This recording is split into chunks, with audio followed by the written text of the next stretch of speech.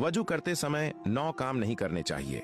Number 1, किसी के गस्ल या वजू से बच हुए पानी से वजू नहीं करना चाहिए। नंबर 2, वजू के लिए नापाक जगह पर न बैठें। नंबर 3, वजू का पानी नापाक जगह पर न गिराएं। नंबर 4, वजू करते समय क़िबले की तरफ न थूकें। नंबर 5, वजू करते समय दुनियावी बातें न करें। नंबर 6, वजू में जरूरत से ज्यादा पानी जाया न करें। नंबर 7, वजू करते समय एक हाथ से चेहरे को न धोएं बल्कि दोनों हाथों से धोएं। नंबर 8, चेहरे पर पानी डालते समय पानी में फूंक न मारें। नंबर 9, चेहरे पर पानी जोर से न मारें बल्कि धीरे और पूरे चेहरे को नरमी से धोएं। दोस्तों, वीडियोस के लिए हमें फॉलो करना ना भूलें।